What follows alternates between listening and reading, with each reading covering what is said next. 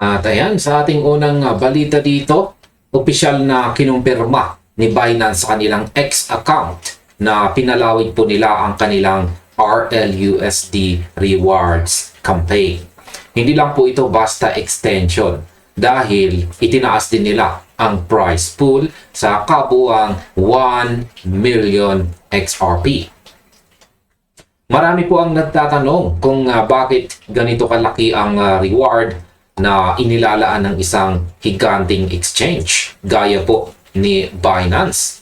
Ayon po sa crypto analyst dito na si Bank XRP, ang hakbang na ito ay isang malakas na indikasyon ng institutional confidence sa kakayahan ng XRP ecosystem. Kaya ibig sabihin hindi lang basta marketing gimmick ito. Nakikita ng mga malalaking players na may pangmatagalang value po ang network.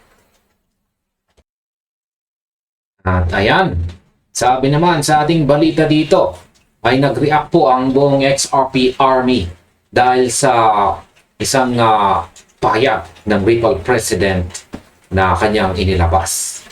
Kaya mainit pong pinag-uusapan ngayon ito sa buong crypto community. Yan, ang mga pahayag na ito ay ibinahagi rin ng kilalang crypto commentator dito na si Bank XRP sa platform na X. Ayan po. Kung saan ay binigyang din po niya dito ang patuloy na pagpapalawak ng papel ng kumpanya sa enterprise digital asset adoption. Ayan po sa pananaw at pagsusuri ng mga analyst sa industriya, ginugol po ng Ripple ang mahigit sa isang dekada sa pagtatayo ng matibay na regulatory infrastructure na hinahanap po ng mga malalaking institution. Inilarawan po dito ni Monica Long ang kanilang kumpanya bilang isang organisasyon na sadyang pinili ang pagkuha ng mga lisensya ng paunti-unti at may layunin. Nakapag-ipon na sila ng mahigit sa 75 na mga lisensya sa iba't ibang jurisdiction sa buong mundo at nagtayo po ng isang compliance first culture mula pa noong umpisa. Ayon pa kay Long dito, ito ang tinawag niyang the hard way to do it. Ngunit naniniwala po sila na ito ang pinakatugma at tamang pamamaraan upang magtagumpay sa pangmatagalang panahon. Ayan, ang ganito pong strategy ay nagbibigay daan sa kumpanya upang makapagod operasyon sa mga market kung saan ang ibang mga kompetensya ay naharap po sa iba't ibang legal na hadlang. Kaya sa pamamagitan po ng pagtutok sa mga legal na pangangailangan ng mga bangko at institutional finance, nagiging mas matatag ang pundasyon ng buong ecosystem habang patuloy na lumalawak ang saklaw nito sa iba't ibang bansa. At ayan, sa gitna po ng mga patuloy na haka-haka sa market, hayagang ibinahagi po ng kilalang crypto expert dito na si Zach Rector ang kanyang mga huling hakbang. Ayan, at inihayag po niya na inilagay na niya ang kanyang mga huling buy orders sa mga presyong 0.96 at saka 0.92. Ayon po kasi sa kanyang pagsusuri, naniniwala siyang limitado na lamang ang posibleng ibababa ng market. At sinabing hindi na ito aabot sa mas malalim na price level maliban na lamang kung magkaroon po ng matinding pagbabago. Bagamat tinukoy po niya ang 0.88 hanggang 0.90 bilang pinakamababang posibleng puntahan nito kung sakaling magtuloy-tuloy ang pagbaba. Ang kanyang kumpiyansa po ay nakasalalay sa mga nakitang volume ng mga order na nakasalansan po sa pagitan ng $1 at saka 0.88. Kaya para sa kanya, ang malaking bunton ng mga buy orders na ito ay nagpapakita na napakatindi ng concentration ng demand sa nasabing zona or zone. Ipinunto po niya na napakaraming mga participants sa market ang naglalagay ng kanilang mga bid sa loob ng range na ito upang masigurong hindi po sila mapag-iwanan ng mabilis na pagbabago ng takbo ng presyo. Dagdag pa ni Rector dito, ang kasalukuyang yugto ay maaring maituring na huling bahagi ng isang malaking correction phase.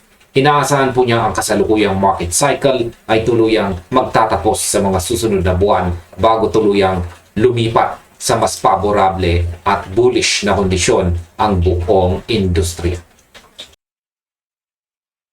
At ayan mga ka-crypto. Yan, pag-usapan naman po natin dito ang muling pagbangon ng 589 XRP Riddle dito. Yan sa mga sa mga hindi po nakakalam, ang numerong 589 ay kilalang kilala at may malalim po na bigat dito sa loob ng community. Kaya ipinaliwanag po ng analyst ng direkta sa pamamagitan po ng kanyang pahayag. Yan dito po.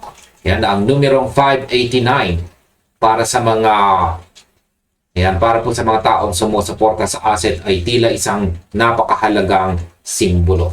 Yan ang analyst ay si Michelle Kirby. Madalas na iniuugnay po ang mga participants sa market. Yan, madalas pong iniuugnay ng mga market participants ang numerong ito sa mga partikular na target na halaga sa hinaharap tulad po ng $5.89 o kaya naman ay ang napakataas na $589. Bagamat taon-taon na pinapanatili ng community yan sa kanilang mga usapan, ang pagkatuklas nito na naka-embed sa mismong timeline na konektado po sa Ripple at sa White House ay nagdulot ng mas malaking reaksyon.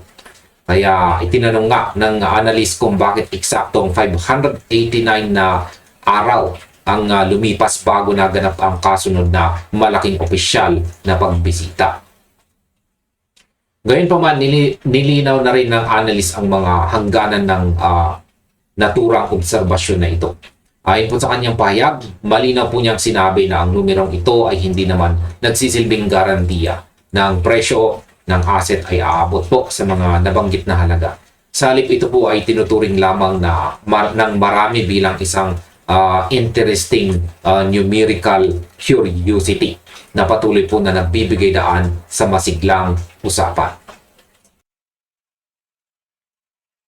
At ayan mga ka-crypto, madalas po nating marinig. Madalas po natin na marinig na ang pinakamalaking lakas ni XRP ay ang kanyang real-world utility o ang paggamit nito sa totoong buhay. Subalit, isa pong napapanahong tanong ang itinaas kamakailan ng crypto enthusiast dito na si Erin Lane na talagang nakakuha po ng atensyon ng maraming eksperto at investors sa buong community. Ayan po. Sa halip na tumutok lamang sa kung mayroon bang practical na gamit ang network, ang naging punto po ni Lane ay kung magkano ba talaga. Magkano ba talaga mula sa value na nililikha ng XRP Ledger at ng buong ecosystem nito ang direktang nakakarating sa mga nagmamay-ari ng XRP tokens. Tayo po yan. Ayon pa sa kanyang ibinahagi dito, may isang mahalagang pananaw na lumitaw mula sa Altcoin Daily na karapat-dapat pag-isipang mabuti ng bawat isa sa atin bilang mga XRP holder.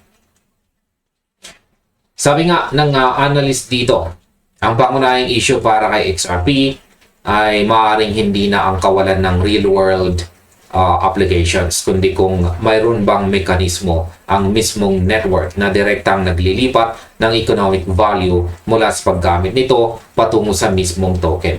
Ito ang isang mahalagang punto na nagbibigay linaw sa pagkakaiba ng simpleng paggamit ng system at ng aktual na paglago ng halaga ng hawak nating asset. At ayan mga ka-crypto, hanggang dito na lamang po tayo sa video na ito. Marami pong salamat sa panonood at maaari na rin po ninyong i-check o panoorin na rin ang recommended video natin dito.